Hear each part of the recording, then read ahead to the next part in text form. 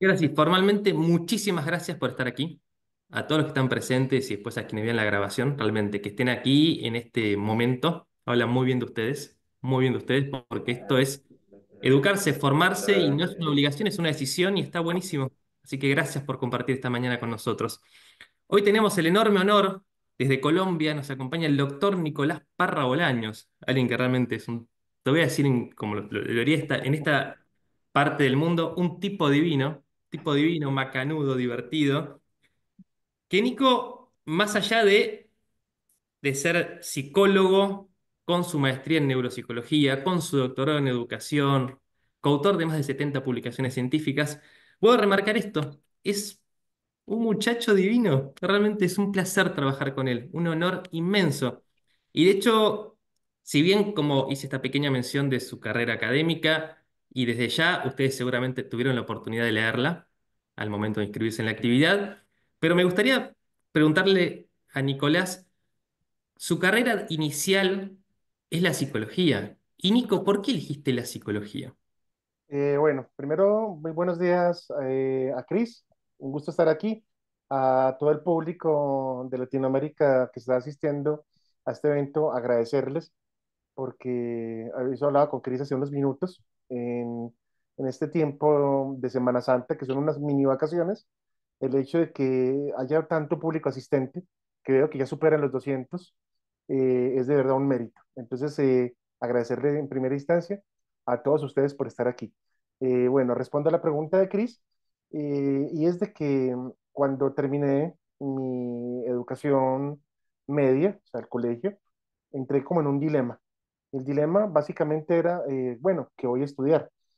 Y yo creo que eso nos pasa a todos, o sea, saber que un joven de 17 años tenga que estar frente a una decisión que va a marcar el resto de su vida, y es qué carrera tengo que tomar durante los próximos 5 años de mi vida, que no solamente van a ser 5 años, sino que van a definir lo que yo quiero hacer o dedicar mi vida por el resto de mis días. Y eso me puso en un debate interno entre básicamente tres profesiones. Me gustaba la antropología y de hecho me gusta muchísimo por el asunto de que siempre desde que he sido niño hasta el día de hoy me viene preocupando y casi que angustiando pensar qué es el hombre, y eso es la antropología. Antropos es el hombre y logia, el estudio de ese hombre como tal. Y intenté como probar estudiando diferentes religiones, diferentes conceptos filosóficos, y me vi dando cuenta que todo el mundo decía cosas diferentes de qué es el hombre, pero nadie acierta a decir exactamente qué es el hombre. Entonces, la antropología fue el primer interés. El segundo fue la filosofía, porque de verdad que me fascina. De hecho, es un campo que en los últimos años he venido a descubrir que es el asiento básico en donde se respaldan todas las ciencias. O sea, no existe ciencia sin filosofía. Pero la filosofía no daba respuesta a lo que quería, y ahí fue cuando encontré la psicología, que es un campo que, para los que no saben, es una ciencia que se divide en 54 campos distintos y 54 campos diferentes de acción. Es un mundo de ejecución impresionante. Eso que me dijo a mí internamente, me dijo Nico, es aquí en la psicología, porque si te aburres de un campo, te cansas de un campo, vas a poder explorar muchísimos otros campos. Eh, y fue ahí cuando descubrí dentro de la psicología lo que es la neuropsicología y las neurociencias. Y yo dije, por aquí es a donde quiero apuntar mi carrera. Eso en virtud de que recuerdo que estaba en mi primer semestre de carrera, y en la introducción, un neuropsicólogo muy importante de Medellín, que se llama David Pineda, nos dijo que estaba más explorado y era más conocido el espacio exterior, o sea, las estrellas, las galaxias, que el mismo cerebro. Y eso a mí me pareció increíble, porque yo decía, ¿cómo es posible que un órgano que tengo dentro de mi cráneo, al igual que el resto del mundo, tenga tan poco conocimiento de parte del humano, y que se conozca más los cuásares, lo que está afuera en el espacio, en comparación con lo que está aquí adentro. Y yo dije, va a ser por aquí, porque me abrió a mí una puerta que me dijo y me sigue repitiendo lo mismo. La exploración psicológica es infinita. O sea, esto es un asunto inacabable. Entonces dije, me voy a meter por el lado de la psicología, pero me voy a inclinar por neuropsicología y por ende por neurología y neurociencias. Y por ahí me metí de cabeza y hasta el día de hoy resulta ser lo que me apasiona en la vida, pero lo estoy combinando con un tema que no sabía lo importante que es y es la historia. O sea, estoy trabajando fuertemente historia de las ciencias para poder develar eh, qué es lo que está en la base de la ciencia que practico, y ha sido un descubrimiento total. Me ha cambiado la vida porque nos permite o me permite a mí en el equipo en el que estoy empezar a rescatar autores desconocidos, abandonados totalmente, dejados en el olvido, para traerlos a colación y empezar a descubrir que mucho de lo que yo sé ahora en ciencia resulta que estaba equivocado. Resulta que muchos autores, las cosas que yo digo y que creía que eran de un autor, en realidad siempre son muy anteriores a otros autores en otras partes del mundo. Y descubrir eso me ha llevado como a un ejercicio de humildad en donde, en donde muchas veces me daba cuenta que estaba yo repitiendo discursos que ya otros decían, y simplemente por asuntos de fama. Si tal famoso lo dijo, es obra de él. Y resulta que me iba a 50, 60, 100 años, 200 años atrás, y hay autores que ya lo habían dicho y que ya lo habían enunciado y explicado. Y eso es lo que estoy disfrutando ahora, y es el ejercicio que estoy haciendo. O sea, combinar neurociencias con historias de la ciencia, para hacer que lo que se entregue al público y a los lectores sea algo riguroso y con una base sólida. Así que bueno, eso fue lo que me motivó y eso es lo que me dedico actualmente, neurociencias e historia. Gracias, Nico. Muchas gracias, sobre todo por la extensión. Sobre todo muy valioso y vi que más de una persona en el chat mencionó esto de la orientación vocacional. Y está buenísimo que alguien cuente justamente el valor de la psicología, viendo tantas corrientes, interpretar la conducta humana y la antropología y lo que somos como especie. Que de hecho hay una frase que a mí me encanta, que nosotros vimos a nuestros abuelos que tenían un mismo trabajo, una misma profesión para toda la vida. O sea, arrancaban a trabajar en una empresa y morían en esa empresa. Luego vimos a nuestros padres que por ahí tenían una misma profesión y la sostenían durante toda su vida.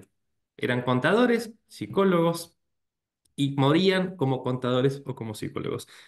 Y a la generación de ahora le toca este camino tan difícil de preguntarse al momento de elegir algo, ¿qué va a pasar en 10 años con ese algo? Es muy complejo para nuestros jóvenes. O sea, es muy desgastante vivir en esa incertidumbre continua donde parecería que, o pareció en algún momento, que hace 5 años estudiar ingeniería en sistemas, programación, era lo que te aseguraba un futuro de prosperidad, y hoy con la inteligencia artificial lo ponemos en dudas y no sabemos qué profesiones, de hecho, cualquier profesión que pensemos que se aplica mucho a la cabeza o que implica razonar y pensar o combinar diferentes conocimientos, hoy está en duda.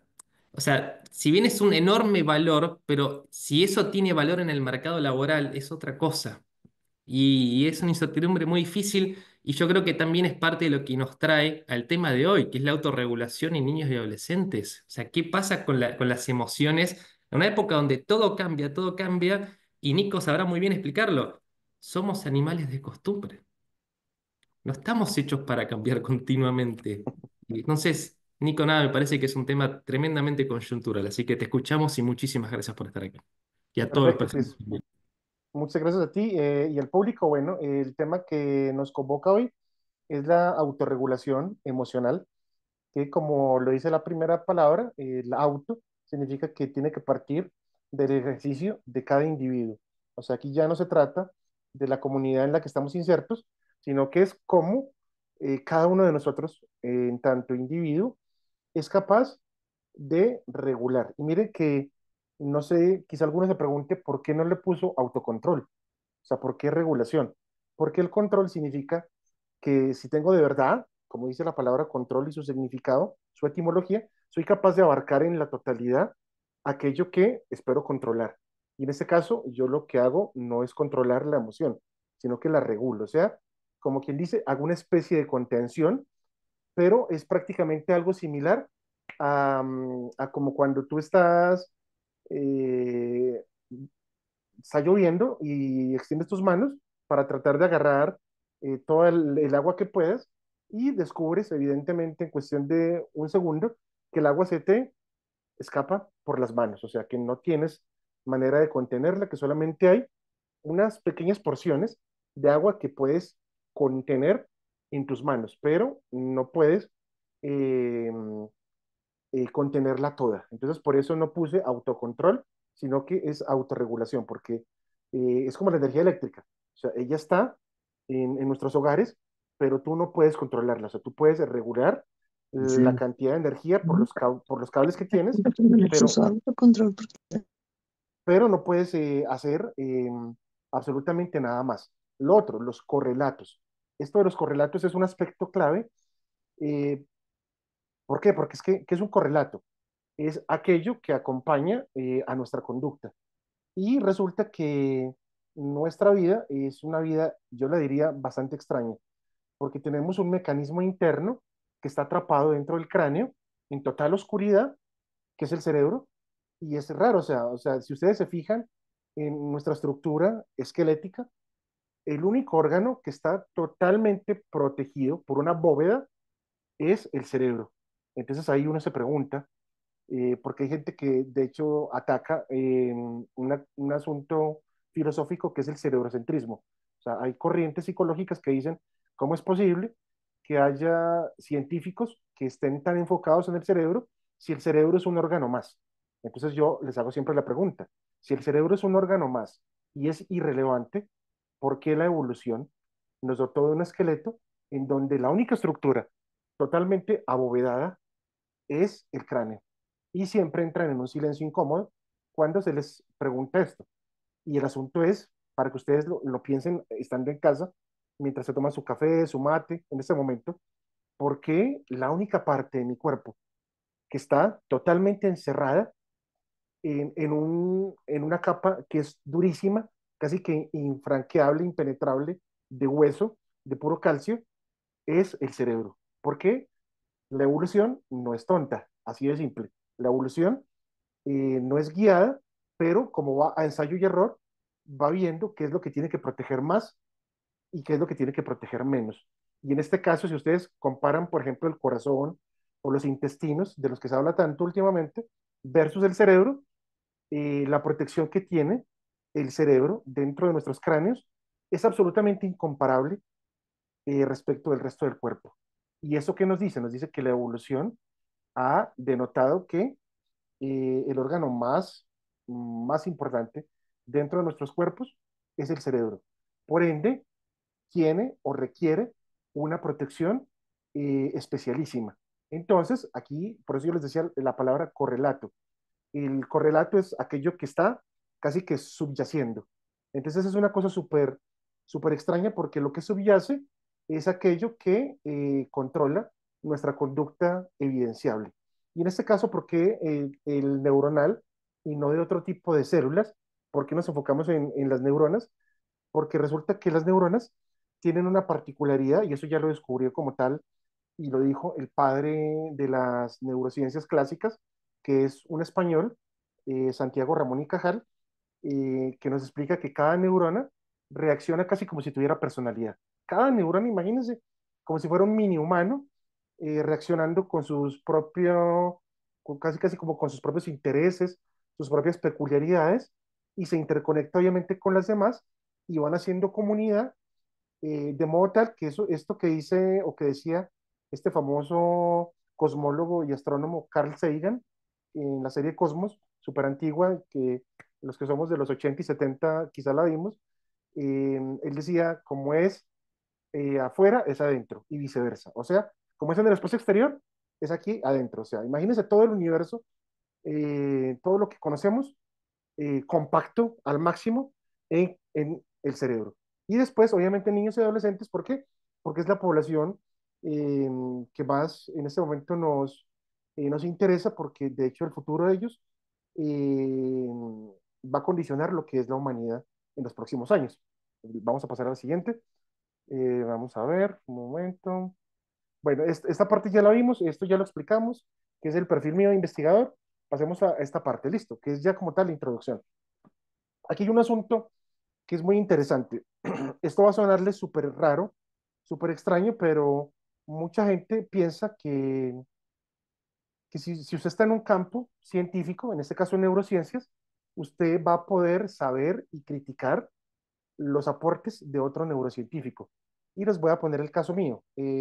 Mis dos mejores amigos de toda la vida, que también estudiaron psicología y también se dedican al campo de las neurociencias, uno trabaja en España, el doctor José Alejandro Aristizábal, y él se dedica a neurociencias conductuales. El otro mejor amigo que tengo, que se llama Julián Gaviria, trabaja en Suiza, en la Universidad de Ginebra, en neurociencias afectivas. Y yo trabajo para Asociación Educar en neurociencias cognitivas. Entonces, ¿qué es lo que estamos viendo acá? Estamos viendo un único órgano que es el cerebro y estamos viendo tres vertientes diferentes: neurociencias conductuales, neurociencias cognitivas y neurociencias afectivas. O sea, tenemos tres megadisciplinas científicas con todo un acervo de tecnologías para tratar de entender cómo funciona el cerebro. ¿Y por qué pasa esto?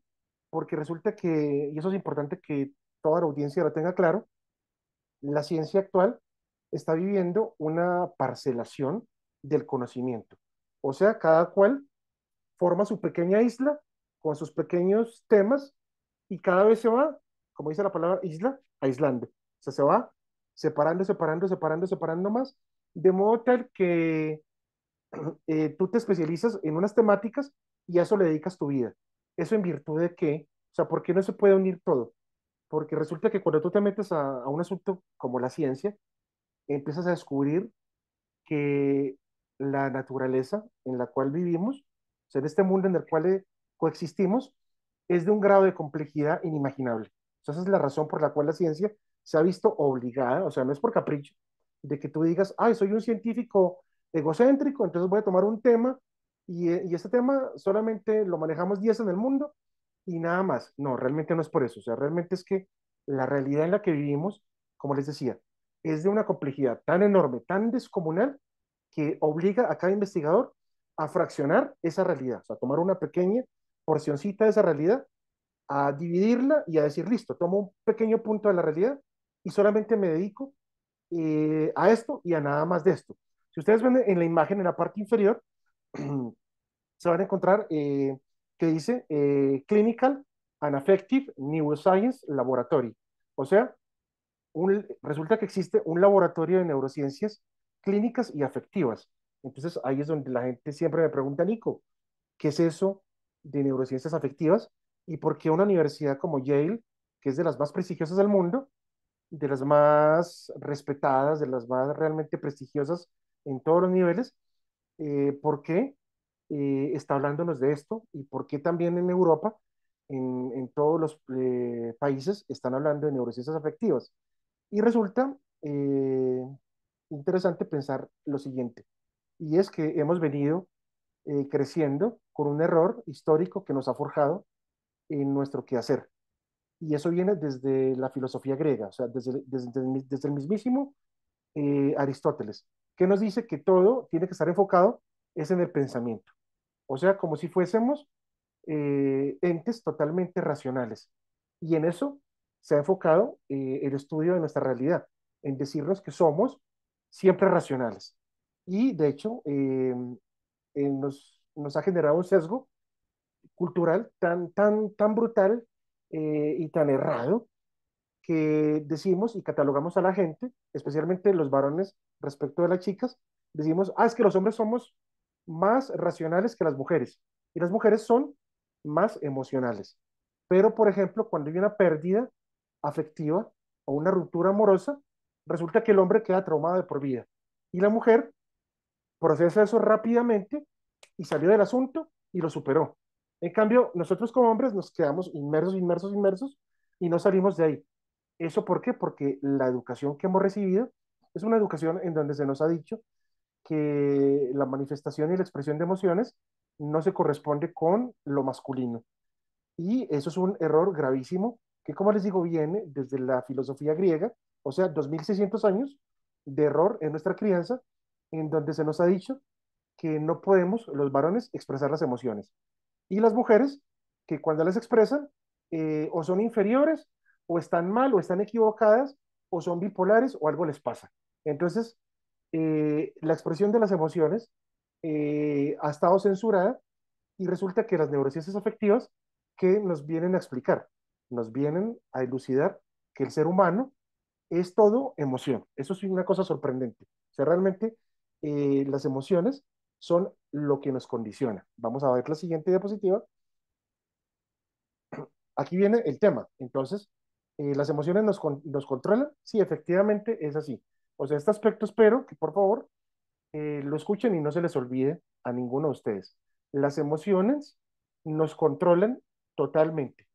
¿Por qué? Porque miren, yo en este momento estoy aquí en Colombia en lo que es la Semana Santa, que es un mini periodo de vacaciones, y en esos mini periodos de vacaciones la gente suele irse a la playa o se va de fiestas, pero yo prefiero dar este tipo de charlas de neurociencias a todo este público aquí de Latinoamérica y cualquier persona, digámoslo así, normal, me preguntaría, Nico, ¿por qué no estás paseando en la playa? ¿Y por qué escoges una cosa de nerd, de friki, que es dar una charla de neurociencias, en vez de hacer lo que hace la gente normal, irte a la playa? Y yo le respondo con base en las neurociencias afectivas, y es de que esto me genera un placer tan grande que prefiero estar hablando del cerebro, así suena muy friki, que estar en la playa justo en este momento. O sea, obviamente quisiera también la playa, pero poder explicar esto al público en general me parece que, como decimos en Colombia, es una delicia. O sea, eso para mí es delicioso, es exquisito, eh, porque para una persona como yo, que soy tan psicorrígido, de una crianza tan psicorrígida, valga la redundancia, o sea, tan como de marchar como un soldadito, que me digan con evidencia científica, mis colegas investigadores, que lo que condiciona mis decisiones no es la ciencia, no es la razón, no es la cognición, no es la conducta, no es calcular previamente algo, no es razonar, sino que son emociones primitivas, pero bien primitivas, o sea, igual que como las que tienen mis perritos, eso a mí me está cambiando totalmente la visión de la vida y por eso esta diapositiva dice y comienza diciendo el mundo de las emociones y de la afectividad. ¿Esto qué significa? Significa que nosotros respondemos siempre a las emociones que pueden ser positivas o negativas. Sí, claro, ellas son positivas o negativas, porque es que miren, las emociones es como tener una tetera o un hervidor. Tú lo puedes poner y él empieza, obviamente, a generar su punto de ebullición cuando está el agua en sus 100 grados Celsius. Y si tú no la bajas o si le pones un tapón en las boquillas o en las válvulas de escape, fácilmente podría explotar. Resulta que esa es la realidad que nos está pasando actualmente. Y yo esto lo sé porque, por ejemplo, yo tengo una tía mía, una familiar que se dedica a hacer coaching empresarial y ella va por las empresas y yo siempre tengo una discusión fuerte con ella, intensa, calorada, un debate respecto al tema de las emociones. Y yo le digo, tía, no me puedes decir que, que yo tengo que poner todas mis emociones al servicio de una empresa, que si me ve agotado, lo único que me pide es volver a la empresa y hacer actividades grupales y sacar todas esas emociones ahí y seguir en el puesto de trabajo, no porque es que el ser humano no fue creado para trabajar sin parar. Y en el caso de Colombia, siempre ha habido un debate en Colombia sobre satanizar el descanso, o sea, satanizar todo lo que tenga que ver con que tú te tomes tu tiempo de ocio y no hacer nada. Porque de hecho yo cuando lo hablo con mis hermanos son menores que yo y ellos no les gusta el campo casi, realmente muy poco, porque dicen que más de 2 días o 3 días en el campo para ellos es estar inactivos y estar sin ser productivos. O sea que se juzgan duramente a ellos mismos diciéndose, no soy productivo, y si no soy productivo, debo sentir culpa y debo castigarme, o sea, autoinfligirse obviamente malestar. Y ese es un asunto que aquí es donde tenemos que ver qué es lo que está pasando con las emociones negativas y las positivas, porque lo que está emergiendo en el mundo actual, siglo XXI, es una cantidad desbordada de emociones negativas. Listo. O sea, en este momento estamos ante una cultura que te dice que todo tiene que ser positivo. Levántate a las 4 de la mañana, ve al gimnasio, prepárate un desayuno fitness, luego ten 20 reuniones, luego monta bicicleta, luego haz yoga, haz mindfulness y dedícate a tomar 80 cursos de autosuperación y de negocios. Y resulta que eso no es así, o sea, necesitamos de verdad descanso y desconexión. Eso es un aspecto clave. Vamos a pasar a la siguiente diapositiva. En esta diapositiva, yo quiero que vean un aspecto clave que es esa imagen que aparece ahí. Eh, Nosotros funcionamos en cuanto a desgaste, igual que un motor. Miren, por ejemplo, cuando yo vengo con mis papás al campo y a veces hay pendientes que son casi como una pared, el carro sufre y el motor se recalienta y a veces toca parar el automóvil, el carro, el coche, abrirle la tapa pues, del motor y esperar a que se enfríe unos minutos y después ya retomar eh, la ruta. ¿Por qué? Porque resulta que así como es el carro, si lo sobrecalientas, no va a andar más. Y lo mismo observamos en esta imagen. Observamos un cerebro sin estrés y un cerebro con estrés, tanto la parte izquierda como la derecha. Y si ustedes se fijan, la parte más de color más intenso, rojo, es un cerebro sumamente estresado. Aunque ustedes no lo crean, la gente que vive en las grandes ciudades, como por ejemplo Buenos Aires, México, Bogotá, Sao Paulo y todas las grandes ciudades, su día a día, incluidos los fines de semana, es un cerebro así, o sea, un cerebro al borde del colapso. O sea, siempre al borde del colapso. Y la respuesta que nos ha dado, y ahí viene mi crítica nuevamente al coaching, es ponerte más actividades para que descanses. O sea, ¿cómo puede ser que si estás agotado, estás reventado, estás a punto de explotar, cómo puede ser que el mundo te diga que tienes que hacer más actividades para que tu cerebro baje los niveles de estrés? No puede ser, o sea. Y aquí es donde viene un tema clave, el asunto del ocio y de no hacer nada. O sea, este aspecto, desde las neurociencias afectivas, son fundamentales. ¿Por qué? Porque si queremos que la vida emocional nos controle de manera negativa, entonces tenemos que insistir en eso, en permitir que el estrés nos absorba. Y por ejemplo, en el caso de Colombia, les voy a poner el caso concreto. En este momento está en debate en el Congreso la hora de ingreso a las clases de los niños y de los adolescentes en las escuelas y en los colegios en general, porque no sé si lo sabían, pero Colombia está clasificado como el segundo país más madrugador del mundo.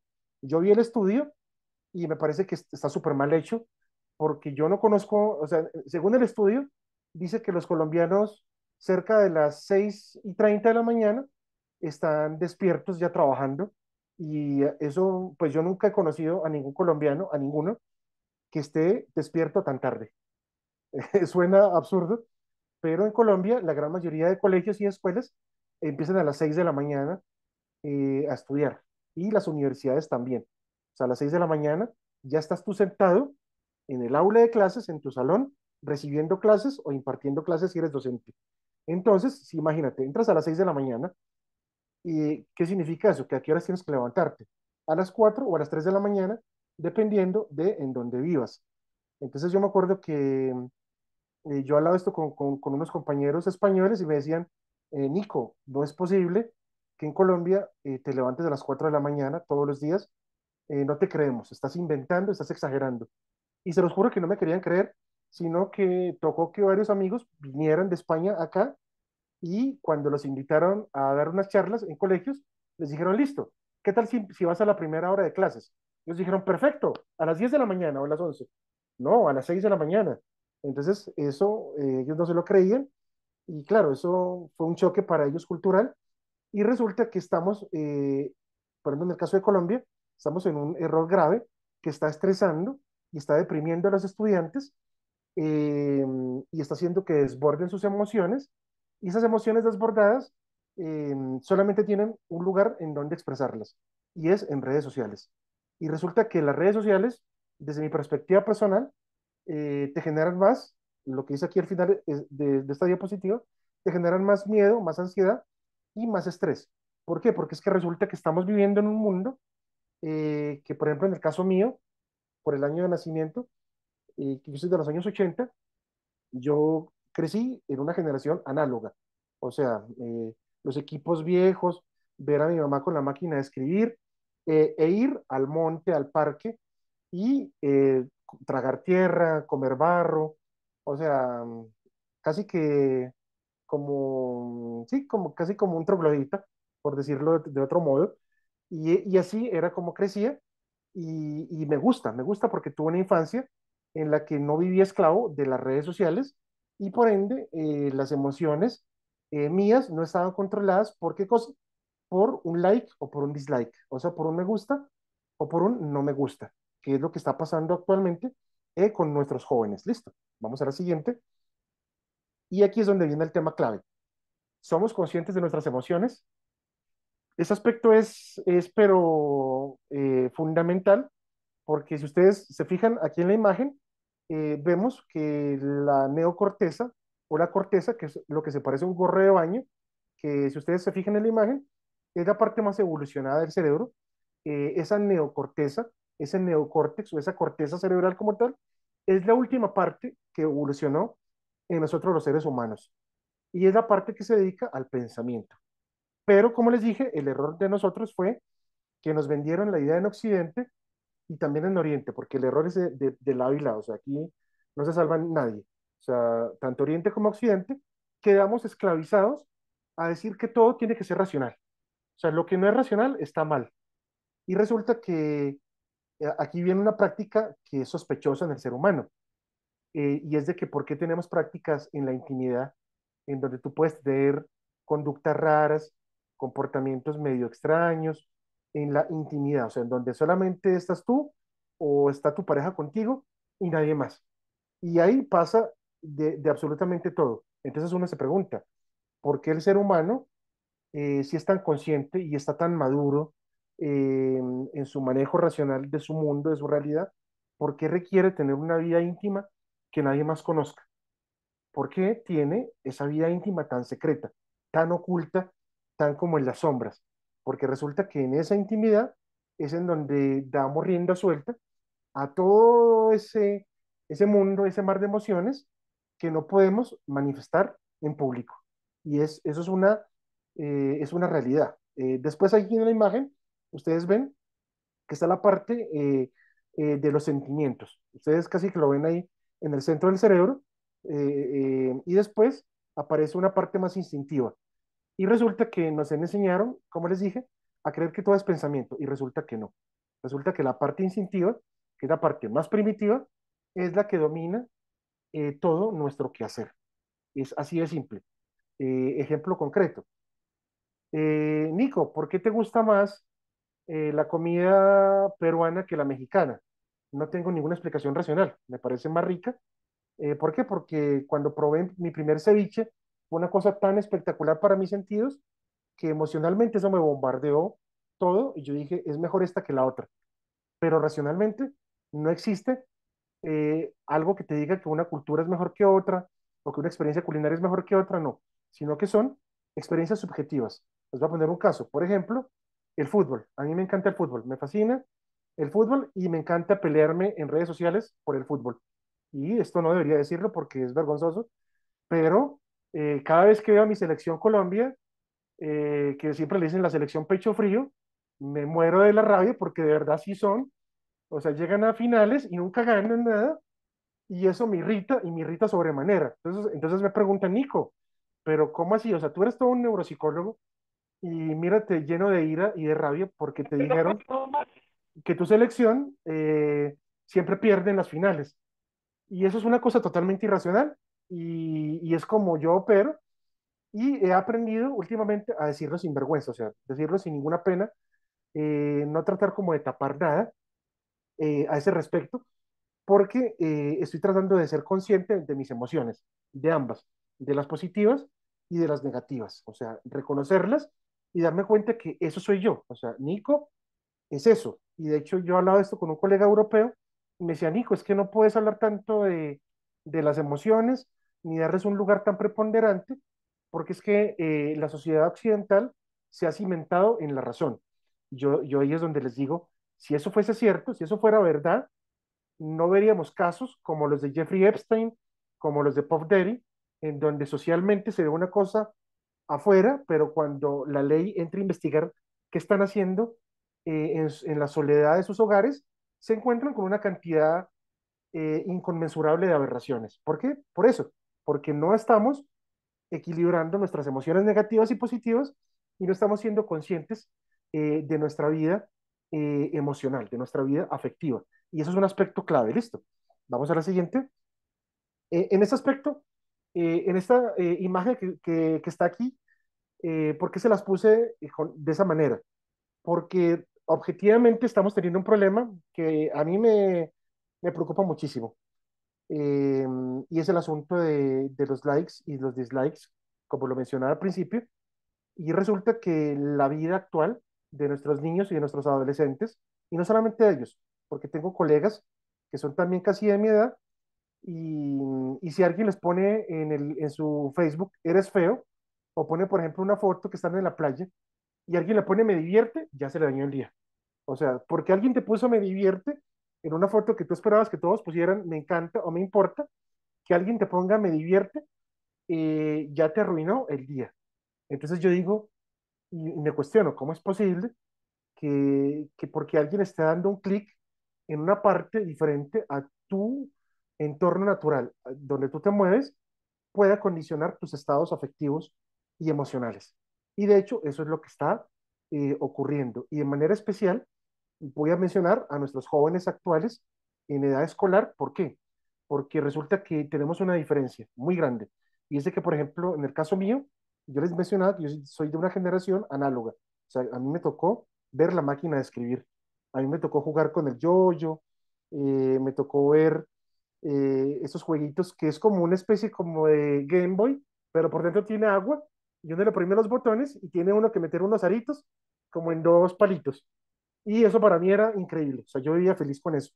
Entonces, ¿qué es lo que pasa? Resulta que la generación mía está chocando con esa generación de lo que se conoce como nativos digitales, en donde están ellos sufriendo esto que estamos viendo aquí en la imagen.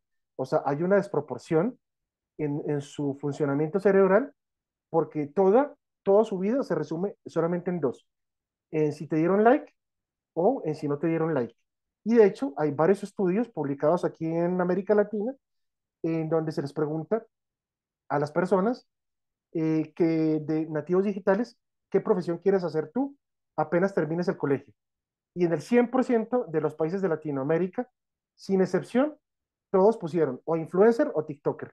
Nadie salió de esas dos variantes. Entonces ahí es donde uno se pregunta qué es lo que está pasando con esas generaciones. O sea, entendemos que el mundo digital está cambiando la forma de entender nuestro mundo. Pero, por ejemplo, yo que vivo en el campo, estando acá en el campo, yo veo a mis vecinos y me han dado una lección de vida profunda y que me ha humillado y me ha lacerado profundamente, y es que yo los veo a ellos sin ninguna red social, sin ningún trabajo virtual, trabajando en el campo, y he llegado a la conclusión, después de ver tantas películas de zombies y de apocalipsis, que si llegara a haber un apocalipsis zombie o que se desconecten todas las redes sociales y se vaya la luz eléctrica y quedemos desconectados, la gente que trabaja en el campo sigue su vida normal, sin ninguna afectación. En cambio, personas como yo, que dependo totalmente del trabajo en redes sociales, del trabajo por internet, prácticamente diría, se me acabó la vida. Entonces, ver a mis vecinos me está enseñando una cosa muy valiosa.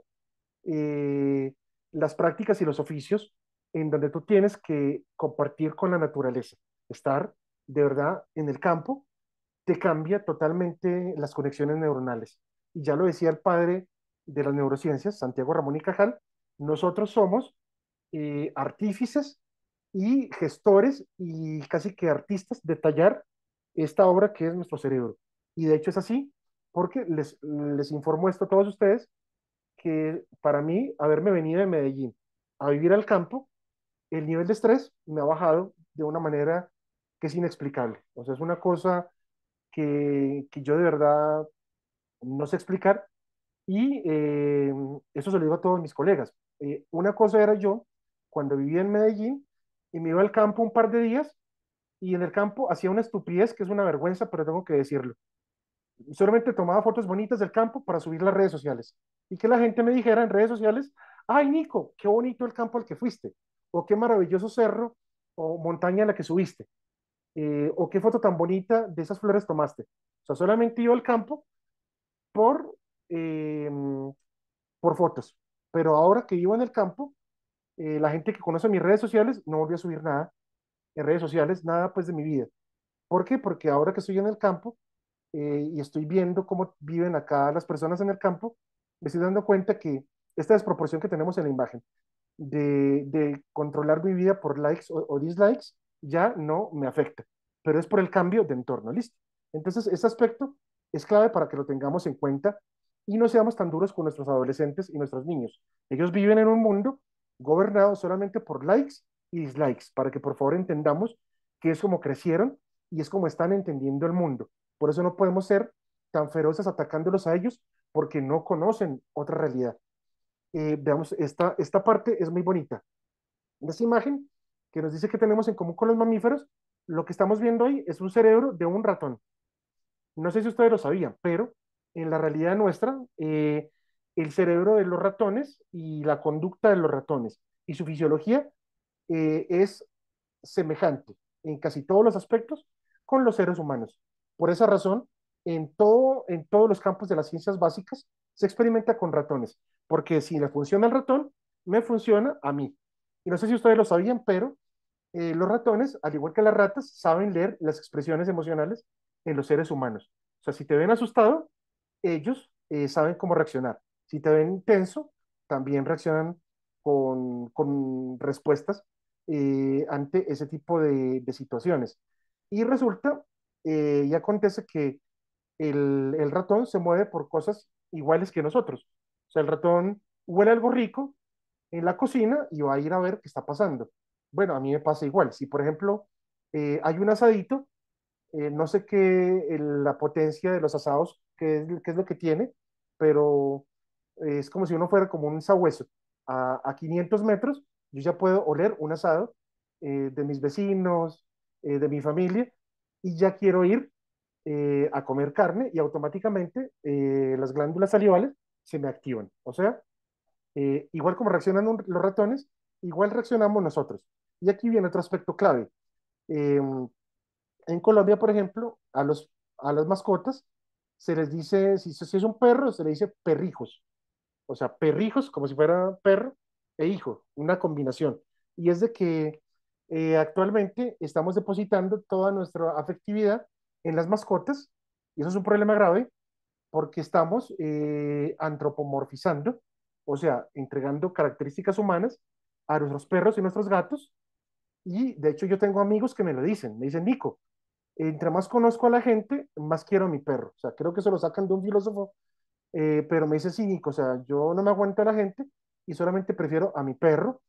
Y de hecho, Colombia, un amigo mío que acabó de llegar de España, que estaba sorprendido porque en el aeropuerto El Dorado, dentro del aeropuerto hay baños acondicionados para las mascotas. O sea, para que tú entres con tu perro y tenga una hierba, tenga espacios diferentes para ellos, para que él vaya al baño. Y dice, Nico, eso ni siquiera en España no hay eso. Y yo le digo, sí, resulta que en Colombia la gente está pensando que sus perritos y sus gatos son como humanos y los quieren más que a los humanos. ¿Y eso qué es lo que está pasando? Que nuestra afectividad está totalmente desproporcionada y salida de la realidad, porque no sé si ustedes lo sabían, pero si usted se muere, como la gente de Suecia, que muere totalmente sola, y tiene a su perrito, y usted muere ahí abandonado, el perro, después de unas horas de lamerte el rostro, para que reacciones, si le da hambre, empieza a comerte el rostro. y no se supone que te amaba. Sí, obviamente, el perro tiene emociones positivas por ti, pero también responde a la parte instintiva. Y por eso les puse el tema aquí del ratón, porque nosotros respondemos de forma instintiva a todos los estímulos. Listo. En esta parte de acá, miren, esto de transitar los estados emocionales en este diapositiva, este aspecto es un aspecto clave porque ustedes ven cómo está funcionando aquí un cerebro sano respecto a un cerebro que está manejando dolor crónico. O sea, nosotros nos estamos enfermando de un dolor psicológico, o sea, lo que en filosofía se llama angustia. O sea, estamos viviendo angustiados. ¿Y cómo es un cerebro sano? Si ustedes lo ven, está manejando ambas emociones con naturalidad. Las azules, emociones más claras, y las amarillas, más de ira, más de euforia, pero está casi como en un yin y un yang, o sea, conviviendo ambas simultáneamente sin ningún problema, sin ningún inconveniente. Y esa es la parte que tenemos nosotros que enseñar a nosotros mismos, o sea, cultivar eso en nuestro ser y enseñarle eso a los demás individuos, especialmente a nuestros niños y adolescentes, que ellos entiendan que el dolor es una parte esencial de la vida. ¿Por qué? Porque yo esto como soy psicólogo, he hablado con varios pacientes míos que son de mi generación, o sea, que son millennials, y ellos me dicen que le están transmitiendo a sus hijos que busquen ser feliz en la vida. Solamente eso, o sea, que su única meta en la vida es ser felices. Y yo les digo a ellos, no, jalón de orejas porque la vida no se trata de felicidad. O sea, la vida tiene mucha monotonía, tiene mucho aburrimiento y tiene un montón de dolor, pero gigante, en dosis gigantescas, que son parte de la vida. Y yo estoy viendo en los padres actuales de mi generación que no están manejando el asunto del dolor. O sea, no le enseñan a sus hijos que el dolor existe y que tienen que manejarlo.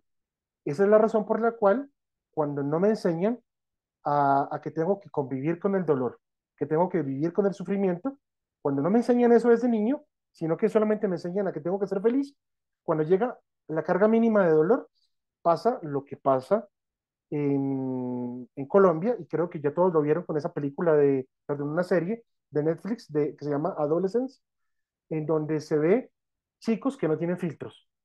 Y de repente cuando tú no tienes filtro y asesinas a alguien, no eres consciente ni de qué fue lo que hiciste, ni del daño que generaste, ni del daño que te va a producir a ti ahora que te lleven a la cárcel. O sea, no procesas absolutamente nada. ¿Por qué? Porque te criaron bajo el marco de que tú tienes que ser feliz. Busca la felicidad, sé feliz, sé feliz, sé feliz. Pero si te da un cáncer, ¿qué va a pasar contigo? Te vas a suicidar.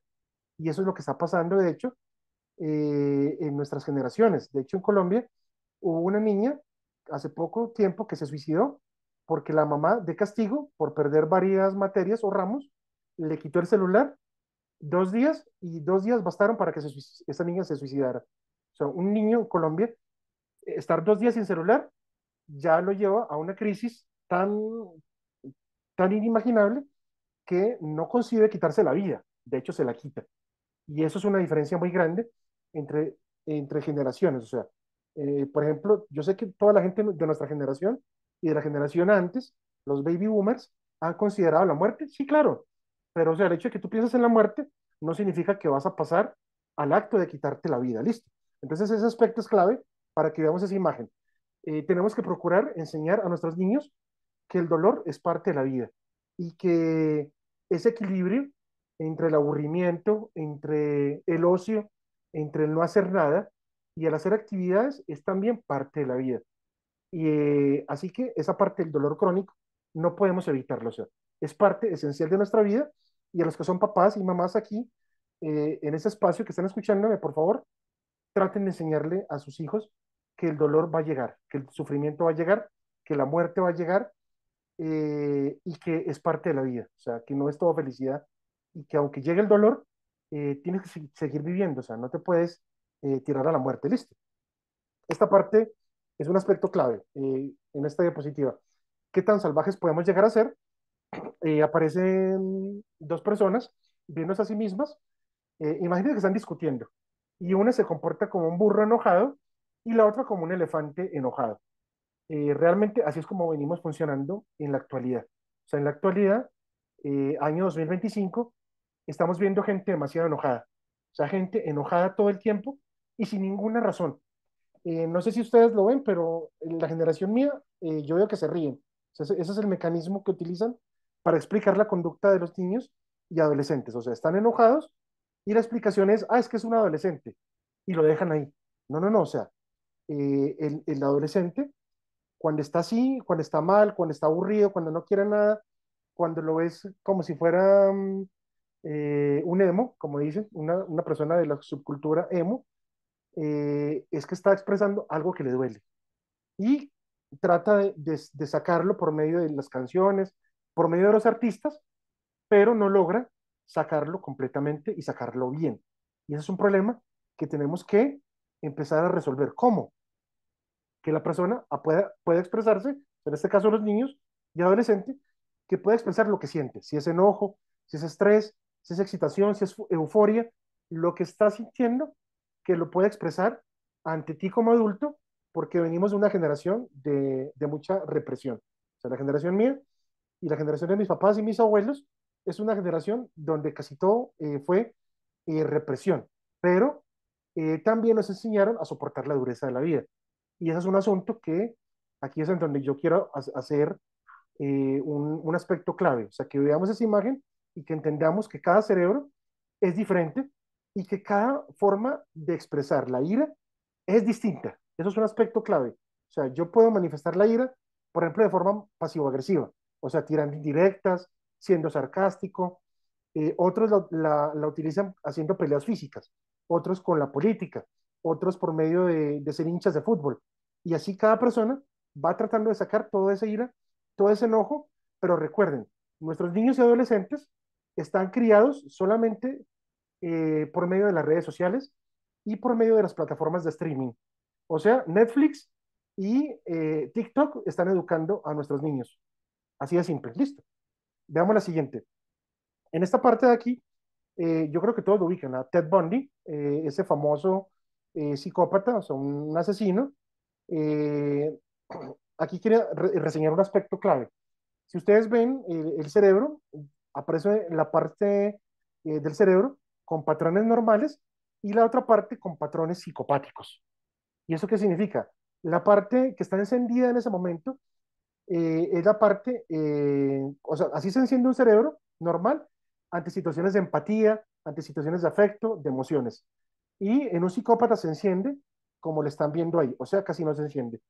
¿Qué quiere decir esto? Quiere decir esto que la persona psicópata la tenemos aquí en nuestra sociedad, viven entre nosotros, están en nuestra población y hay niños y adolescentes, como yo les decía otra vez, esa serie de adolescencia, que ustedes la ven y ojalá la puedan ver todos, es claramente un niño psicópata y no tiene conciencia de absolutamente nada y es un niño que ha sido criado solamente basado en las redes sociales y en los estímulos de que te digan te acepto o no te acepto. Así de sencillo. Entonces, ¿qué es lo que ocurre con una personalidad psicopática? La personalidad psicopática, y aquí hago mención de mi país, en mi país hubo hace algunos años un asesino en serie muy famoso de apellido Garavito. No sé si todos lo han escuchado, lo han conocido, pero Garavito mató a más de 200 niños y lo agarraron, la ley fue por un error. Y agarrarlo fue tan difícil que obligó a la antropología forense colombiana a evolucionar en sus técnicas solamente para intentar agarrarlo. O sea, fue una cosa de locos, porque el psicópata ha aprendido a actuar perfectamente bien y normalizarlo todo. Entonces, tú puedes tener niños con conductas psicopáticas porque no les estás enseñando a empatizar, o sea, a tener relaciones humanas reales. Y las relaciones humanas reales, para que por favor todos los que están escuchando esta charla lo sepan, no se dan por medio de redes sociales. O sea, tú no puedes sentir el efecto real de un abrazo por medio de un like.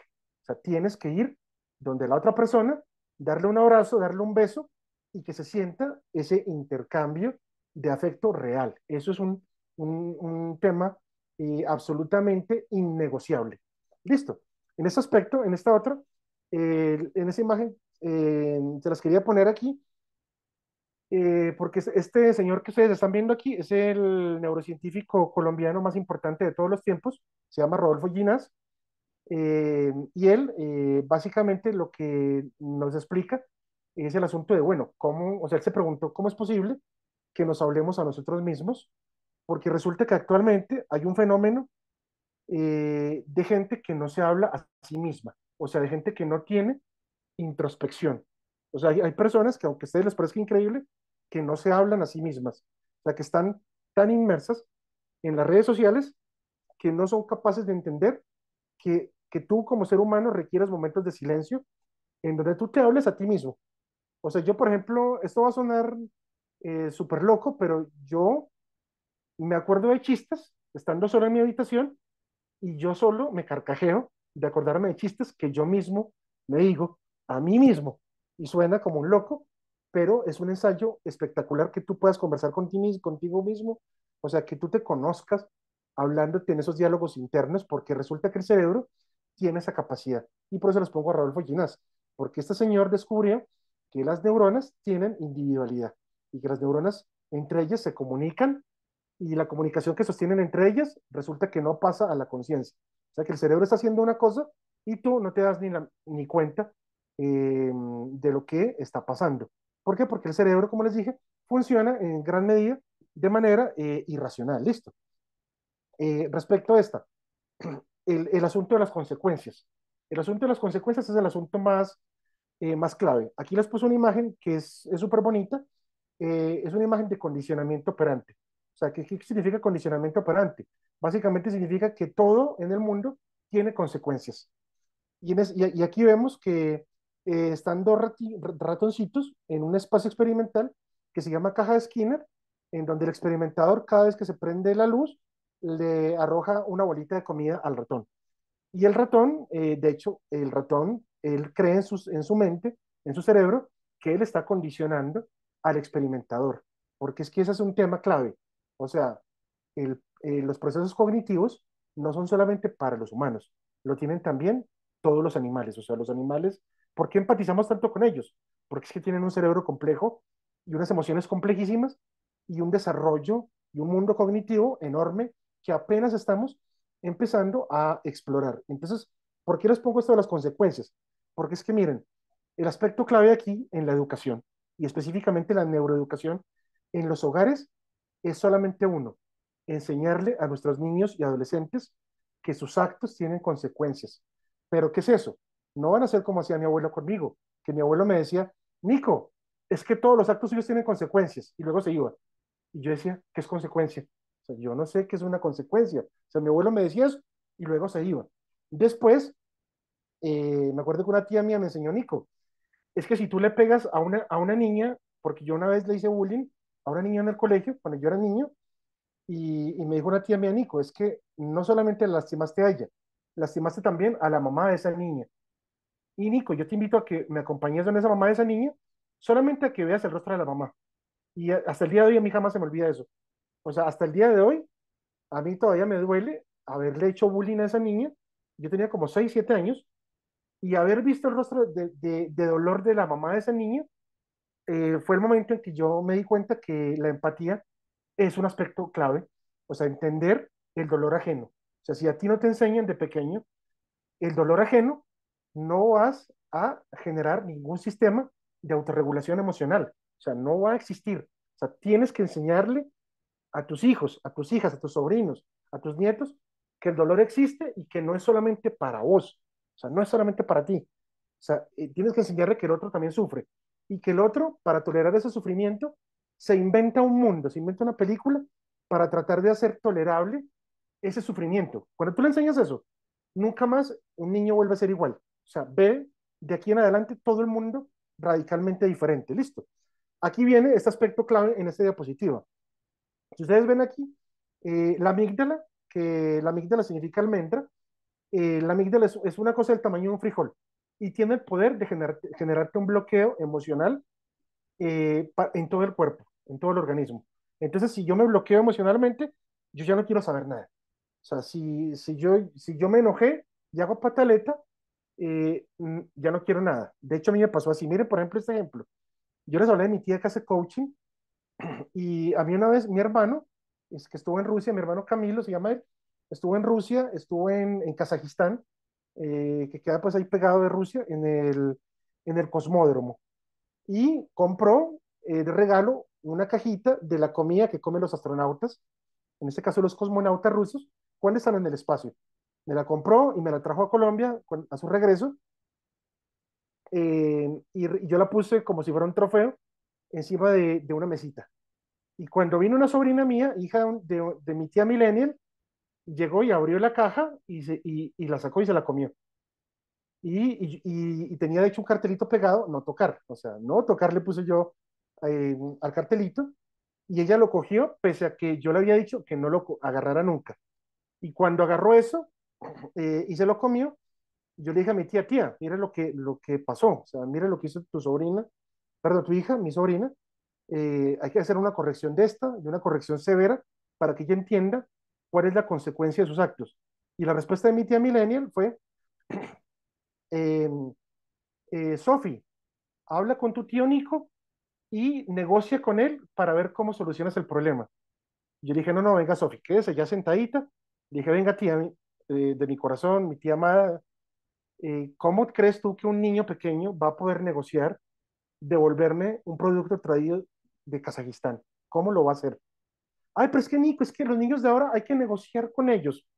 Y entonces ahí es donde yo me di cuenta. O sea, no puedes poner a un niño a negociar con un cerebro que está así como lo que viene en la imagen, que se bloquea con cualquier estímulo adverso, a que negocie con un adulto bien viejo como yo. O sea, ¿cómo va a negociar con un mayor de 40 años un niño pequeño conmigo? Y me dijo, no, Nico, es que ahora hay que poner a los niños en condiciones de igualdad. No, no, no, no. O sea, no puede ser. O sea que yo, si no sé nada, por ejemplo, de oncología, y yo voy al oncólogo, y yo le digo, señor oncólogo, es que a mí me dijeron que el jugo de pera quita el cáncer, y usted tiene que respetarme porque es que estamos en igualdad de condiciones, y yo lo digo porque lo vi en un TikTok, el oncólogo tiene que respetarme eso. No, eso es una tontería, o sea, la experiencia de vida da conocimiento, y el conocimiento hace que estemos en etapas diferentes. Entonces, eh, ¿qué es lo que está ocurriendo con nuestros niños? Nuestros niños, cuando tienen el menor llamado de atención, la amígdala genera bloqueo emocional. Y el niño genera bloqueo emocional, y que han aprendido que cuando tienen bloqueos emocionales se les da todo lo que quieren. Ya tienen acceso a todo lo que quieren. Entonces, crecen aprendiendo a bloquearse emocionalmente. En el caso, por ejemplo, de Colombia, en Colombia a las niñas desde pequeñas las crían con una mentalidad, y es ser una princesa. Entonces, cuando te crían con ser una princesa, ante el menor sufrimiento o dolor en pareja cuando creces, y lo dicen, porque yo tengo pacientes que me lo dicen, Nico, es que mi papá me crió para ser una princesa, y el desgraciado de mi novio no me dio el regalo el día de nuestro aniversario a las 7 de la mañana. ¿Cómo puede ser posible que no me llevó desayuno a la cama el día de mi aniversario? Si a mí me crearon para ser una princesa. Entonces, imagínate, tienes adultos ahora que crecen bloqueándose emocionalmente cuando no obtienen lo que quieren, y peor aún, tengo pacientes que me dicen, Nico, es que si mi esposo tiene que preguntarme lo que quiero, ya no lo quiero. Digo, ¿cómo puede ser posible que te tenga que preguntar? O sea, tiene que adivinar entonces lo que estás pensando. No, no, no, o sea, exprese lo que siente, dígalo, ya, no pasa nada, listo. Aquí, para ir rápido, porque sé que me estoy pasando de tiempo y les pido disculpas, o sea, hablo demasiado. En esta parte, para ya ir acelerando, tenemos un aspecto clave, que es el tema del aprendizaje, listo.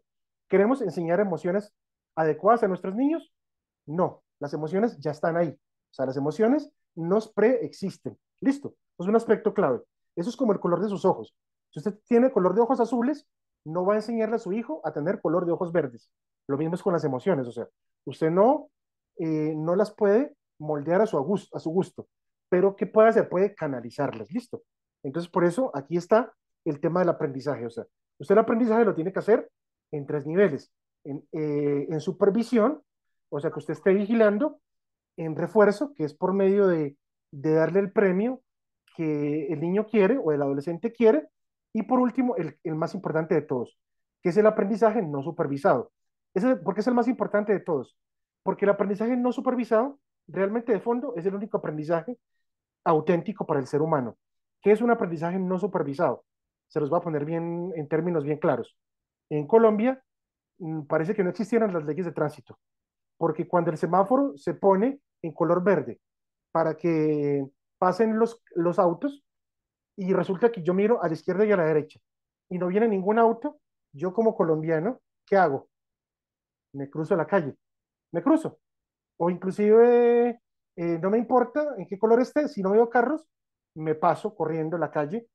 ¿Y eso qué quiere decir? Quiere decir que las leyes de tránsito nunca se aprendieron, porque el aprendizaje auténtico es que tú seas capaz de hacer las cosas sin supervisión. Por eso aquí lo dice, aprendizaje no supervisado. Entonces, eh, ¿qué es lo que está pasando? Estamos viviendo en una cultura en donde todo se volvió una actuación. O sea, todo se volvió una actuación y de hecho yo lo veo porque, y es terrible, llegan y dicen, la palabra personalidad, ¿de dónde viene? Ah, de persona. Y eso es del griego que significa máscara. O sea que significa que todos están con una máscara y nadie es real. Entonces tú tienes que actuar y toda la vida es una actuación. O sea, no puede ser que toda la vida sea una actuación porque significa que tú en realidad nunca vas a tener una personalidad auténtica. Y el aprendizaje no supervisado es lo que les dije, que tú en ausencia de figuras de autoridad sea capaz de manejarte adecuadamente. ¿Eso qué quiere decir? Que si te dejan solo, no vas a entrar en depresión. Que si no tienes pareja en una época de tu vida, no vas a cortarte las venas. O sea, que tú aprendas a convivir con tu soledad. Y ese aspecto es clave. O sea, la soledad no hay que tenerle miedo, ni al sufrimiento ni al dolor. Y aquí, por favor, un jalón de orejas para todos los papás millennials. Eh, no hagan lo que hacen en mi país, porque lo dicen todos en mi país. Dicen, yo no quiero que mi hijo sufra lo que yo sufrí. Por ende, le pongo un camino de rosas en la vida para que nunca experimente el dolor. Y acá, papás y mamás, por favor, el dolor va a llegar cuando tú no estés. Y cuando tú no estés, ¿qué va a pasar? ¿Qué va a ocurrir con ese niño? No va a saber autorregular ninguna, absolutamente ninguna emoción, sino que se va a invadir de emociones negativas y probablemente va a tener o un cuadro psiquiátrico o una ideación suicida. Listo. Eh, ya que estamos a punto de llegar a la parte final, este concepto, esta imagen aquí a la venta, o sea, for sale, se las pongo porque el estudio mío que más me enorgullece, que lo hice con una colega española, que es de alfabetización familiar, nos pone este debate, escuela versus hogar. Resulta que nos dimos cuenta cuando hicimos ese estudio, en todos los niveles sociales de Medellín, nos dimos cuenta que en el caso de mi ciudad, Medellín, se ha depositado en un 100% la responsabilidad de la educación en los profesores, o sea, en la escuela. O sea, aquí en Colombia la gente tiene el descaro de decir, yo envío a mi hijo a la escuela para que allá lo formen y lo forjen y quede totalmente hecho un ser humano. Yo no me hago cargo de nada. Y cualquier cosa mala que pase con mi hijo o con mi hija, voy a pelear al colegio. Y van los papás a pelear al colegio con los directores, con las profesoras, porque no se hacen responsables de nada. Entonces aquí, esta imagen for sale, ¿qué es lo que está en venta? Lo que está en venta es el concepto de hogar. O sea, los papás se han desconectado en Colombia y el resto de países también hacen lo mismo. Pero en Colombia, ¿qué hacen los millennials, los papás millennials? Le dan una tablet o un iPad al hijo y con eso se lavan las manos. Y que mi hijo lo críe el iPad, que el iPad vea cómo se defiende. Y eso no puede ser porque eso significa que yo estoy desresponsabilizándome y entregándole todo la labor al hogar y a las redes sociales, perdón, a la escuela y a las redes sociales, y eso no puede ser así bajo ninguna manera. Y termino con las conclusiones, listo. Las conclusiones es, la autorregulación es un mecanismo, listo. Eso tiene que quedar como un aspecto clave. O sea, la autorregulación es un mecanismo. Entonces, imagínense esto. Si ustedes ven en la imagen ahí, ven a un niño ahogándose y ahí está el papá. ¿Y el papá qué es lo que hace?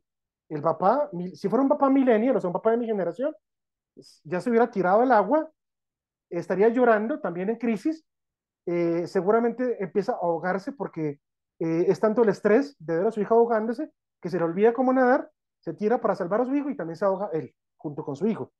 ¿Qué hace una persona que quiere que su hijo tenga buenos mecanismos de autorregulación emocional? Le enseña, o sea, le da el salvavidas para que él lo tome y para que él aprenda a cómo salir de ahí, pero no se va a meter al agua y te va a sacar de ahí. Esto lo sé porque, miren, yo hace poco estuve viendo un podcast, y con eso termino, de unas chicas mexicanas, son dos, se autodenominan como las alucines. No sé si las han escuchado.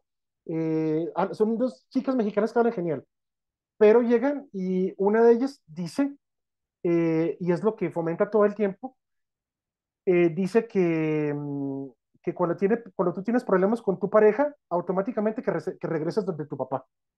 Que porque tu papá sí te ve como una princesa. No puede ser así. O sea, no puede ser que estemos educándonos de esa forma y transmitiéndole ese sentimiento a nuestros niños. O sea, como quien dice, al menor problema con tu pareja o al menor problema de vida afectiva, si es por ejemplo un problema laboral con tu jefe, renuncia. Si te dicen, ay, ya me peleé con una compañera del trabajo, renuncia. Si es con tu pareja y tu pareja no te llevó el desayuno en tu aniversario, échalo. Si resulta que tu pareja no te llevó a París para su aniversario número 3, échalo también. Si tu pareja se enojó contigo y se desahogó contigo porque no tiene con quién más hacerlo, entonces es un monstruo y ya no es un príncipe azul, échalo. O sea, no puede ser que todo sea sacar a la gente de nuestras vidas. Entonces la autorregulación emocional, ¿qué es lo que busca? Lo que busca es básicamente 4 puntos. Número uno, enséñale a tu hijo, a tu hija, que el dolor va a venir. O sea, enséñale eso. Número dos, enséñale que una cosa es el sufrimiento y otra cosa es el dolor. O sea, son dos cosas diferentes, pero que él va a tener que convivir con eso. Número tres, enséñale que el ciclo de la vida termina. O sea, que no es todo fotos bonitas en redes sociales, sino que va a llegar la enfermedad de forma inevitable, bien sea por accidente o bien sea por muerte natural, y la gente a la que tanto amabas y también la gente a la que tanto odiabas se va a ir. Y que tú mismo, en algún punto, te vas a ir. Y número cuatro, aprender a vivir con la soledad. O sea, la soledad no puede ser un infierno intolerable. O sea, nosotros tenemos que enseñar a nuestros niños que en la soledad de su habitación tienen que aprender a hablar con quién, con ellos mismos. O sea, no puede ser que si se va la energía eléctrica y mi celular no funciona, me quiero matar. ¿Por qué les digo esto? Porque hablé eso con unos investigadores de Ecuador y cuando habían cortes de luz de 10 o 12 horas, las ideaciones suicidas en los adolescentes y niños se disparaban. O sea, 12 horas sin internet significa que ya no quiero vivir. O sea, ¿cómo es posible que porque estés sin energía eléctrica, tu vida se acabó? Veis y juega fútbol, bellas otras cosas, pero para eso ustedes como papás tienen que mostrarle a los niños que esto no es la vida. O sea, el celular no es la vida, no es el universo. O sea, el niño y la niña tiene que salir, tiene que explorar su mundo, pero para eso tiene que impregnarse de una única cosa, que es tu experiencia de vida. Y con eso termino.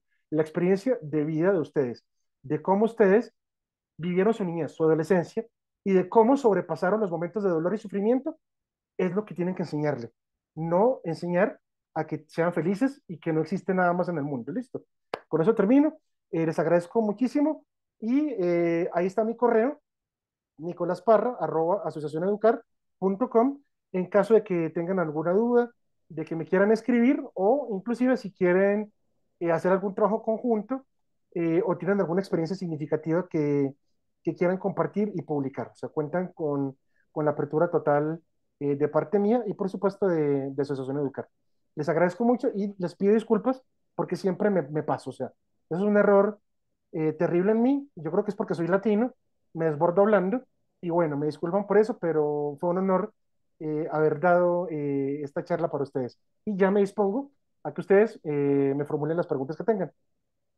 Gracias, Nico. Un montón. Y yo creo que la pregunta más recurrente es, por favor, la grabación y el PowerPoint. Sí, se los vamos a enviar. No tengo la diferencia, Nico me lo envió antes de la clase, pero es un montón de conocimiento, Nico.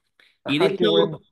Nico lo que estuvo haciendo es compaginar o aglutinar o amalgamar un montón de conocimiento de unas pocas diapositivas, pero lo que les vamos a enviar también son un montón de publicaciones de Nicolás y otros miembros del equipo de AE, donde justamente desarrollan y profundizan estos temas. Por ejemplo, hace muy poco publicamos una nota del doctor Santiago Reset, uno de los mayores especialistas en bullying de América Latina, con más de 100 publicaciones científicas, donde justamente analiza, por ejemplo, la serie de adolescentes, o adolescencia, mejor dicho.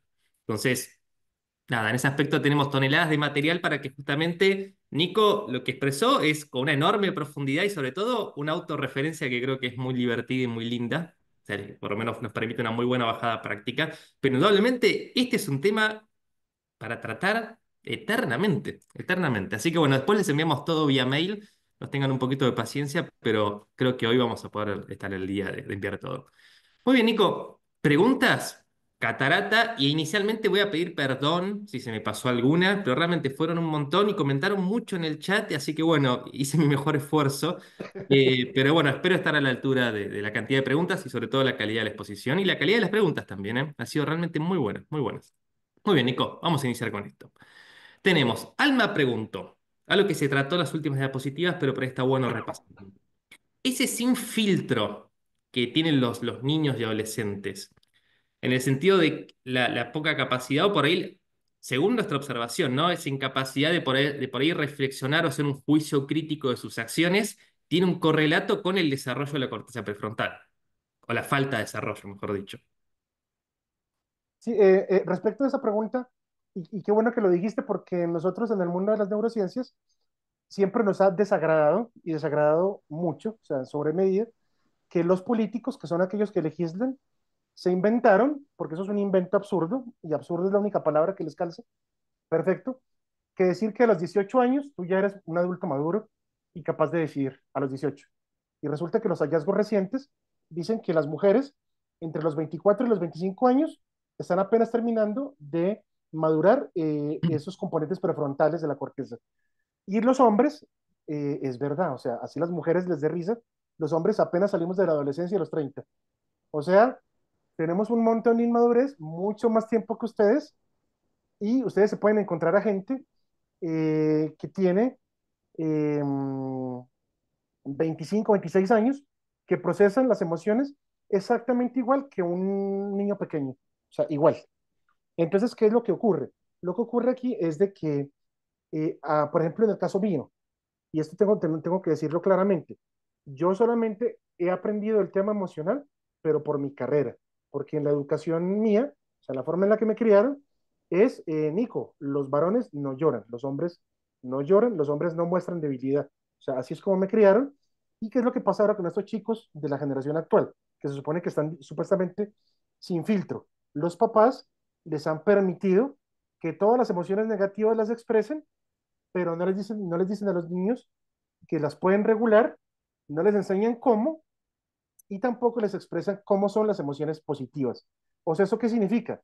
Significa que permito a mi niño y a mi niña tener una, eh, un desaforo de emociones, y de hecho las emociones funcionan así, o sea, son desaforadas, son salvajes, son explosivas, pero nadie les dice cómo. Y yo ahora que veo a mis colegas de mi edad, que fueron criados como yo, o sea, no saben qué decir a los niños. O sea, les dicen, listo, hijo, mija, haga pataleta en el centro comercial, en el supermercado, tírate al piso, dale patadas a todo el mundo, agarra y tira los yogures de los refrigeradores, o sea, haz lo que tú quieras. ¿Y qué es lo que pasa? Se nos está olvidando que las emociones hay que regularlas. ¿Qué es lo que ocurre con esos niños? ¿Por qué no tienen ningún tipo de filtro? Porque se les ha enseñado a ellos que la emoción negativa es positiva. Imagínense el error de crianza tan horrible. O sea, enseñarle al niño que lo que él hace mal está bien y que la censura externa por esos actos negativos expresados culturalmente, en realidad quien está mal es la cultura, que tú estás bien. Y eso es de hecho lo que se expresa. Entonces, por eso cuando yo les decía el tema de la adultez, zafémonos del criterio legal. ¿Cuál es el criterio legal? El criterio legal es que nos dicen que tú a los 18 ya eres un chico maduro. Y eso no es así. O sea, no eres maduro, no tienes procedimientos en donde se te enseñe a cómo transitar las emociones. eh, y eso es un error grave que hay que corregir. ¿Y cómo se corrige? Vuelvo y les digo, a los niños y a las niñas hay que enseñarles desde la casa que el dolor y el sufrimiento es real y que existen y que eso va a pasar sí o sí. Entonces, eso de no tener filtro, eso es un asunto que nosotros, como papás millennials, porque somos los millennials los que estamos cometiendo ese error, estamos fomentando. O sea que de fondo aquí, el gran responsable es el papá millennial que permite que los niños no tengan filtro y que más encima se lo premie por eso. ¿Listo? Muchas gracias, Nico. Muchas Con gracias por la gusto. diferencia, una extensa respuesta. Te voy a dejar una tarea, Nico. Nico es una de las personas que escribe muy frecuentemente para ya sea para artículos, pero como notas de divulgación también, sobre justamente este estudio que mencionaste de las edades en la que se podría interpretar que la corteza prefrontal ya llegó a su máxima maduración, ¿no?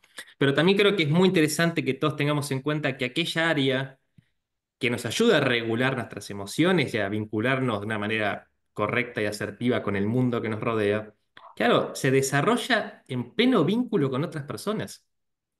Con lo cual, yo recuerdo hace muy poco haber organizado con una fundación que ayudo una charla sobre adicciones en un colegio.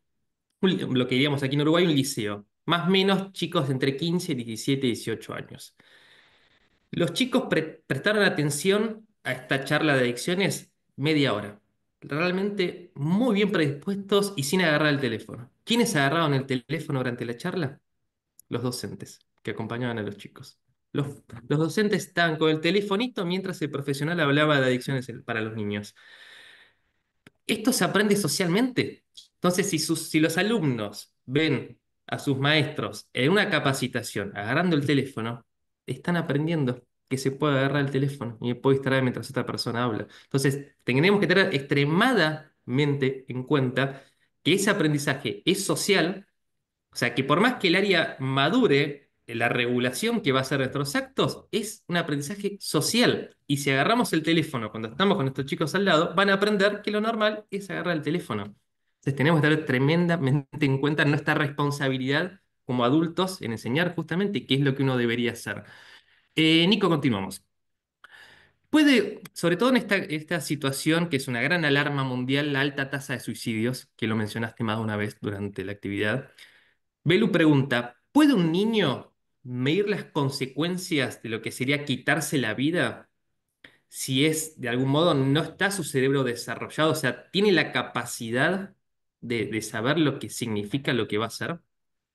No tiene ni la menor idea de eso, porque en la filosofía que se les está entregando a los niños cuando se los cría, lo que los papás más evitan es enseñarles que el dolor existe. O sea, ¿y qué es lo que pasa con la ideación suicida? Cuando llega un pensamiento de suicidio a una persona, no es por querer acabar con su vida, sino que es porque no quiere que ese dolor que está sintiendo en ese momento siga existiendo.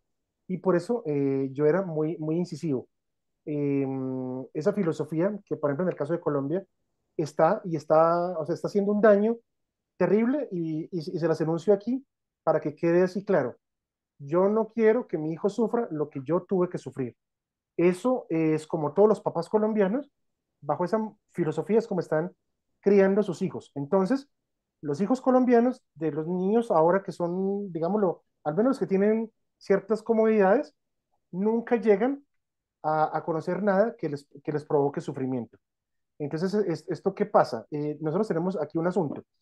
Las redes sociales, ¿cierto? Estos equipos están diseñados para dopamina automática, o sea, inyección de dopamina cada segundo, cada segundo, cada segundo.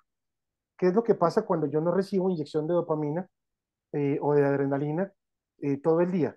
El sistema inmunológico se deprime. Y el sistema inmunológico, como digámoslo así en términos de nuestros abuelos, o sea, nuestras defensas, o sea, lo que hace que el cuerpo se sostenga, se deprime. Y si se deprime es que tira para abajo, o sea, se va para abajo. Y al deprimirse, ¿qué es lo que ocurre? Te enfermas de asuntos físicos, o sea, lo que se llama psicosomatizar. Entonces, ¿tienen nuestros niños conocimiento o conciencia de las consecuencias? No, de ninguna consecuencia tienen y eso es una vergüenza. O sea, esto es un regaño de verdad para los papás actuales.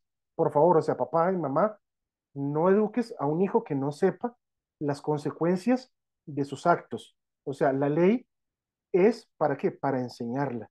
O sea, no puede ser, y esto lo digo de verdad como un llamado de atención de los papás, No puede ser que tu hijo o tu hija no entienda y no sepa qué consecuencias tiene matar a alguien. O sea, no puede ser. Y de hecho pasa. O sea, yo veo entre mis pacientes que ningún papá, ni uno solo, aunque tengan maestría o doctorado, les está enseñando a sus hijos que ellos están insertos en un estado. O sea, están dentro de un estado, que cada país es un estado, y que ese estado tiene legislaciones, y que si violan o cometen infracciones, van a recaer el peso de la ley sobre ellos, aunque sean unos niños o unos adolescentes.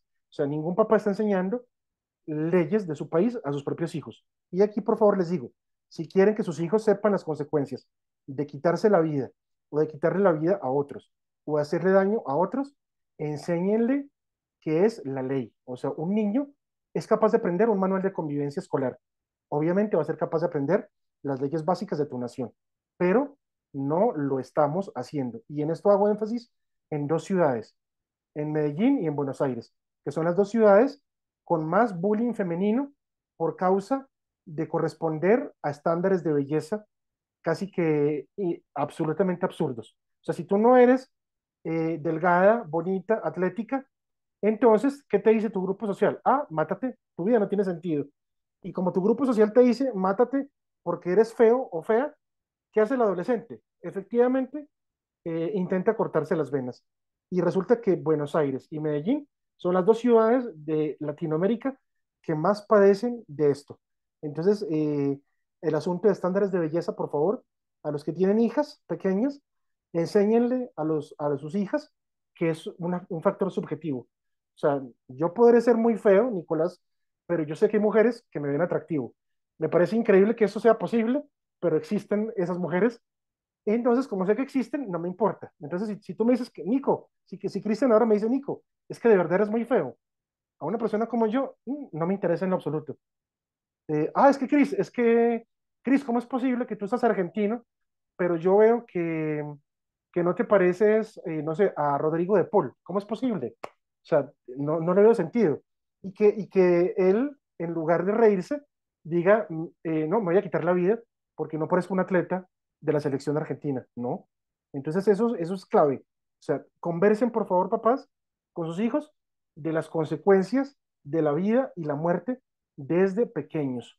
O sea, no le tengan miedo a ese temor, porque la responsabilidad de eso es de ustedes. Gracias, Nico. De hecho, bueno, yo sí que lo habré mencionado en un montón de clases, pero bueno, colaboro en una fundación, Ad Honorem, en lo que es la reinserción de personas que están privadas de su libertad, es decir, por ver a la sociedad luego de caer presos. Y la enorme mayoría, sobre todo los niños más jóvenes, estamos hablando de muchos niños y niñas de 18 años, claro, no tienen la menor, o sea, terminan presos, pero nunca antes fueron conscientes de que el acto que estaban cometiendo los podía llevar a terminar esa situación. Y después, a veces caer el sistema penal hace que arruines tu vida por un montón de situaciones horrendas que suceden dentro de una cárcel.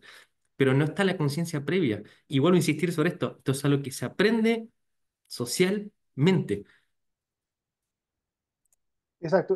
Cuando tú dijiste eso, Cris, qué pena te interrumpo, y tú Sí, mencionaste el claro. tema de las cárceles. Yo hice un trabajo de investigación en Colombia, se llama IMPEC, es el sistema penitenciario de Colombia, y de hecho hice la publicación de eso, está en resumen de eso, más, pues después se lo puedo pasar a Cris para que Cris se lo pase a nuestros oyentes, porque estábamos evaluando psicópatas de las cárceles colombianas el tema de la inteligencia y resulta que son brillantes. O sea, son brillantes y toman el control de las cárceles porque resulta que no son asesinos ocasionales, sino que lo planifican todo, son personas con cabezas frías. Y imagínate tú, por ejemplo, un adolescente mató a otro, te llevan a la cárcel, o sea, a la correccional de menores, y de ahí, cuando cumplen los 18, te trasladan a la cárcel ya de adultos. ¿Qué es lo que pasa? Fácilmente te pueden pasar todas las peores cosas del mundo porque tú no sabes en lo que te metiste ni al mundo o al submundo al que vas a empezar a pertenecer. Entonces, por favor, papás y mamás, enseñen a sus hijos que en sus países existe el sistema penitenciario y que fácilmente cualquiera de nosotros puede caer ahí, sin necesidad de matar a nadie, sino por actos de corrupción, por robo, y cada vez el espectro se aumenta más y más. Entonces, por favor, o sea, que el tema legal no sea un asunto extraño para ustedes, sino que se familiaricen con eso y que le resulte familiar a sus hijos. Muchas gracias, Nico. Grace, la querida Grace Bertolini nos pregunta, cuando hablamos de autorregulación o de regulación, en realidad lo que estamos, lo que ella consulta, ¿no? Son los comportamientos que surgen de los sentimientos que provocan las emociones. Eso es lo que regulamos. ¿O qué es lo que regulamos puntualmente? Eso, lo que regulamos siempre, y esa pregunta está maravillosa, porque yo al principio les hablaba de tres tipos de neurociencias: neurociencias afectivas, cognitivas y conductuales. En último término, la conducta es todo lo que hacemos, o sea, todo lo que hace un organismo, eso es conducta. Entonces, lo que tú vas a controlar es el aspecto conductual, porque es lo único que yo puedo evidenciar. Si, por ejemplo, yo levanto la mano, la conducta de levantar la mano es lo único que tú como observador externo puedes observar. Pero si, por ejemplo, yo en ese momento estoy con muchísima hambre y con ganas de tomar café y comerme una arepita deliciosa, no tienes forma tú de saberlo. O sea, no hay manera de saberlo y no tengo que comunicártelo de hecho. O sea, no tengo ninguna necesidad de comunicarlo. Entonces, ojo con esto. Y este es el aspecto clave. Todo lo que hacemos, absolutamente todo, está gobernado, ni siquiera mediado, está gobernado por nuestras emociones y por nuestra afectividad. O sea que el hecho de que estemos aquí conversando, que ustedes pregunten, que yo responda, que estemos en un diálogo, está motivado solamente por componente afectivo.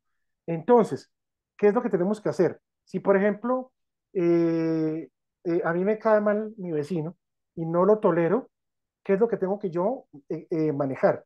Es cómo filtro adecuadamente ese sentimiento de negatividad para poder conversar con él.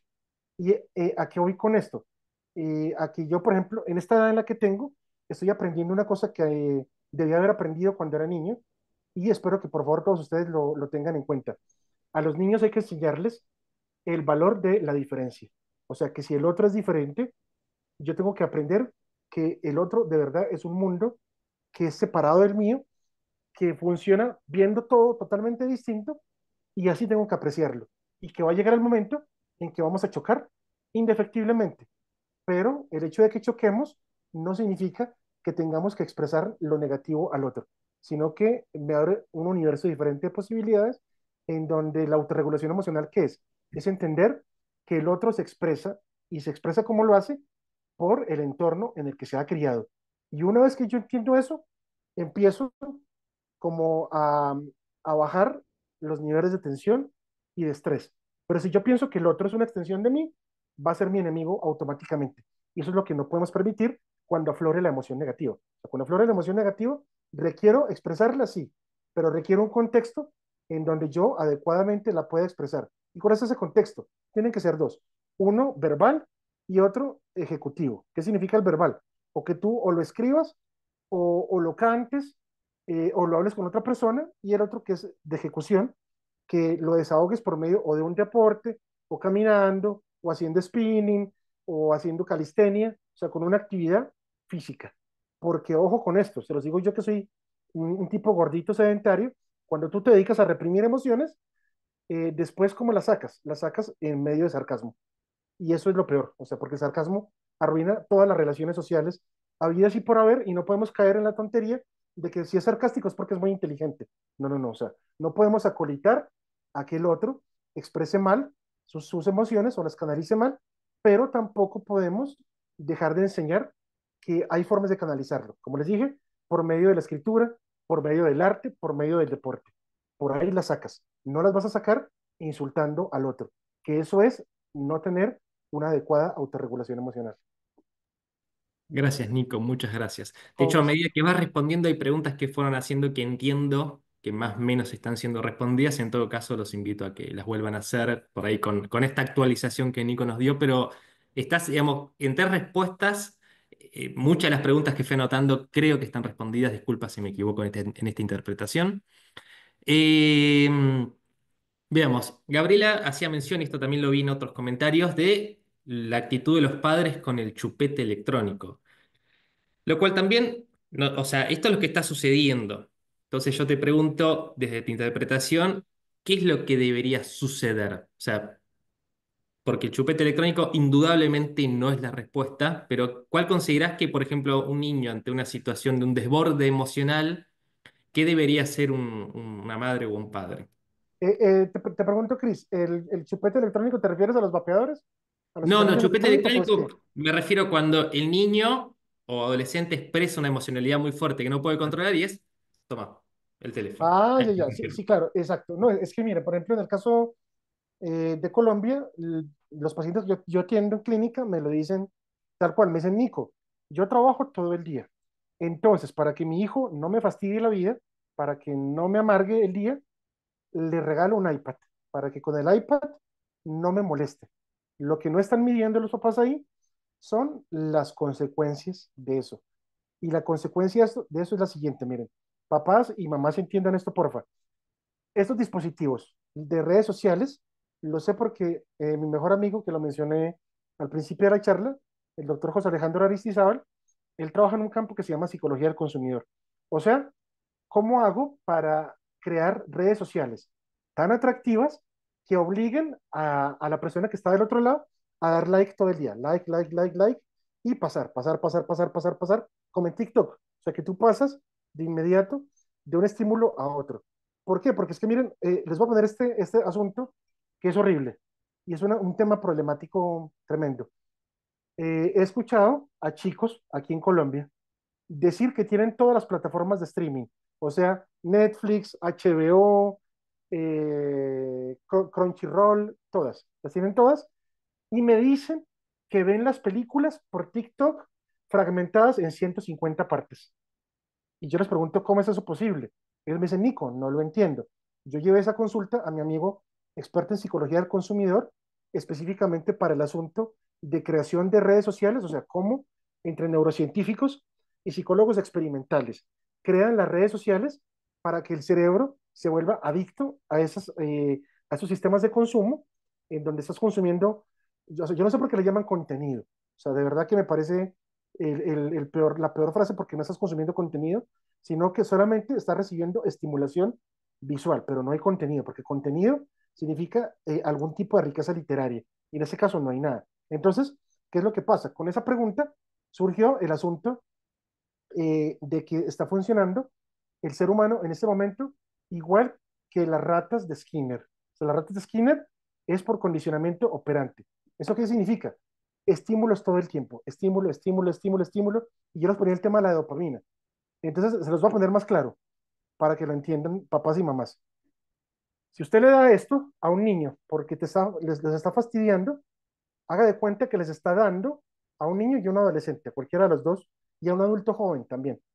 Haga de cuenta que le está entregando un suministro de cocaína ilimitado, de cocaína. Se los pongo en esos términos así porque no sé si lo saben, pero la cocaína, ¿por qué la gente que se mete al mundo de la cocaína no sale? Porque cuando usted es consumidor habitual de cocaína, resulta que la cocaína hace depósitos dentro del cerebro. O sea, la pasta base queda dentro del cerebro y sigue generando durante al menos 20 o 30 años más sobreestimulación en el cerebro. Por eso salir de ahí o del fentanilo es tan extremadamente difícil, casi imposible. Y lo mismo, salir de este dispositivo. Entonces, ojo, papás, con esto. Esto lo diseñaron, vuelvo y les digo, psicólogos experimentales con neurocientíficos para que esto sea como una cocaína dada en gramo por gramo a los niños y los adolescentes y los jóvenes. Y entonces, si yo les estoy dando esto, sabiendo, o sea, teniendo conciencia de lo que les acabo de decir, le va a soltar este dispositivo a un niño que no tiene conciencia de eso. No lo haga, o sea, no lo haga. Es una irresponsabilidad, es un error. Y ojo con esto, si usted lo hace, usted lo va a entregar a TikTok y a Snapchat y a Instagram, le va a entregar la educación de sus amados hijos e hijas.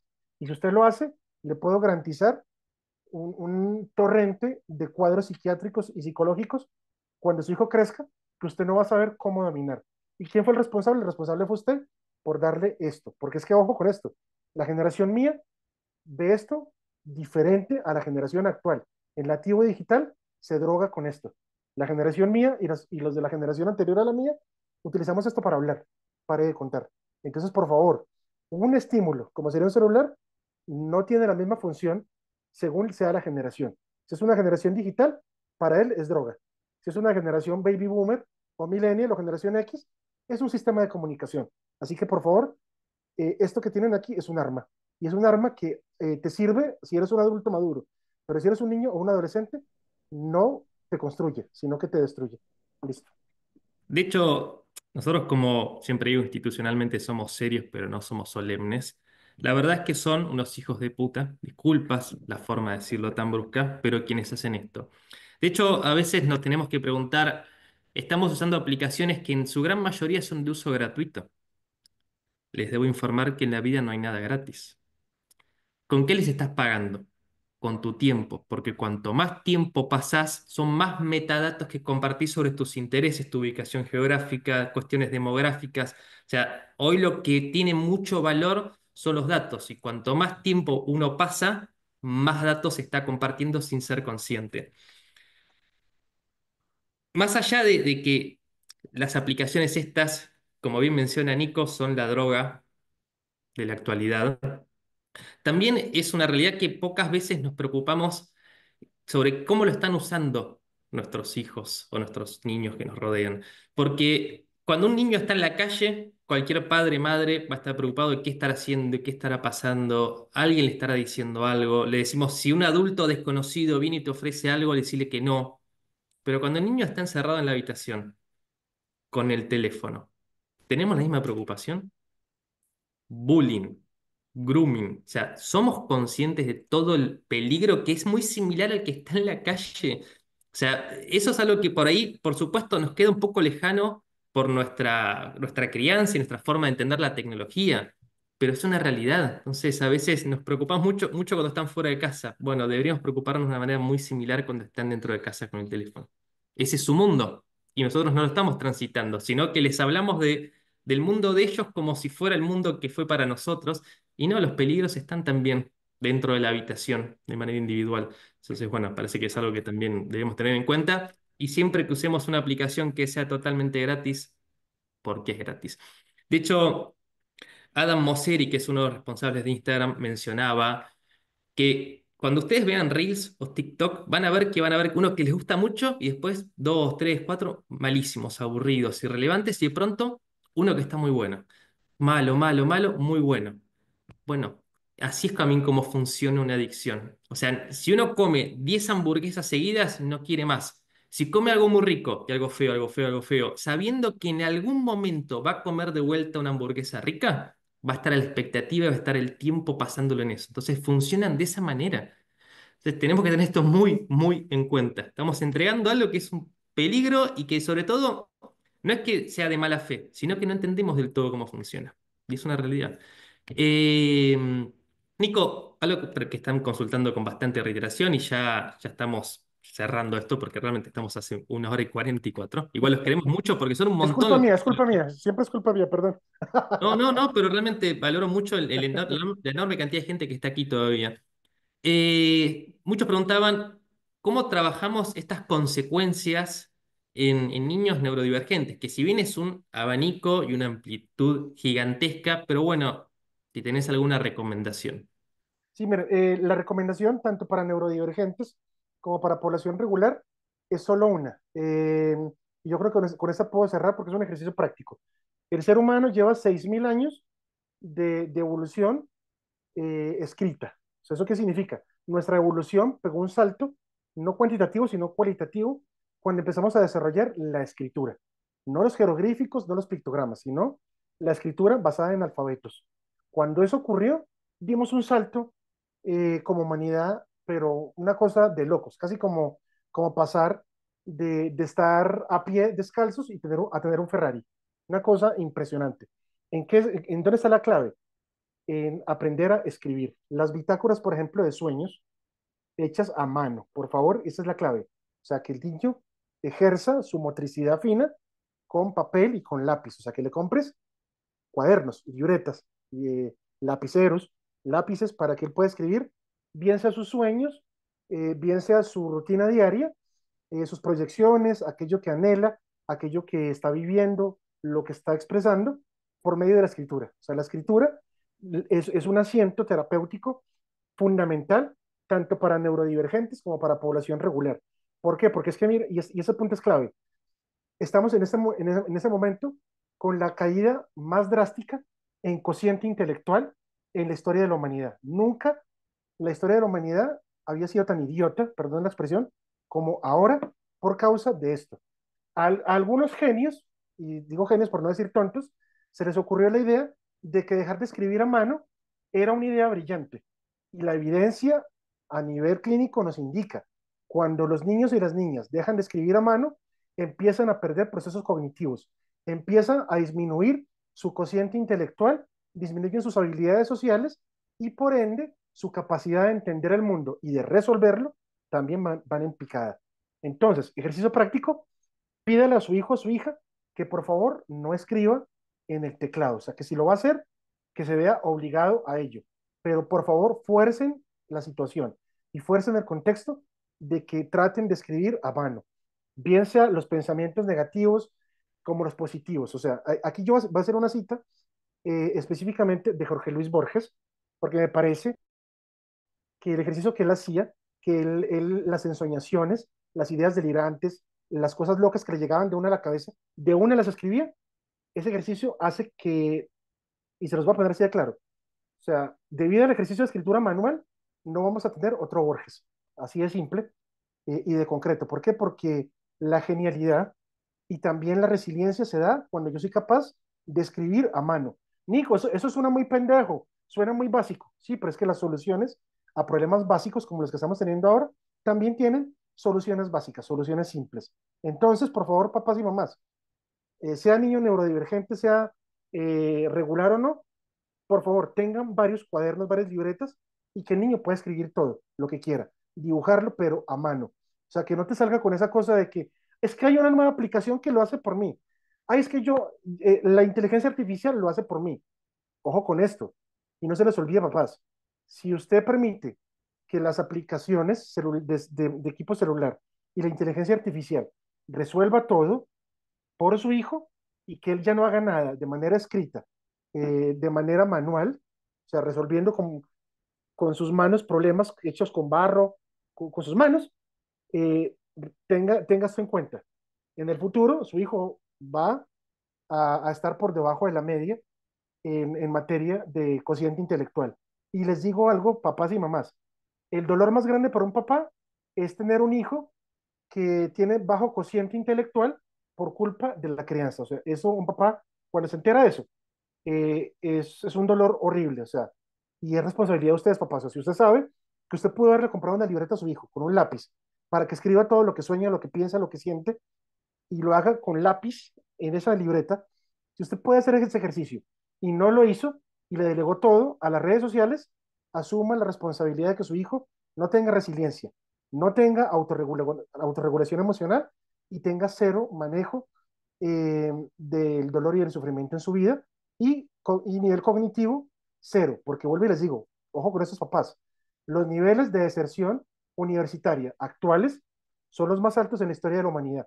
¿Por qué? Porque llegan chicos que solamente saben utilizar redes sociales a la universidad, se encuentran profesores o de mi generación o de la generación anterior y cuando les piden un desafío real de resolver algún contexto, se quieren morir.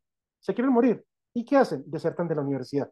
Así que, ojo, papá, si su hijo deserta de la universidad, que es su sueño, que entre a la universidad y que sea un profesional, y su hijo deserta en primer semestre, sepa que muy probablemente el 95% de esa responsabilidad es suya por haber delegado toda la crianza al celular. Con eso termino.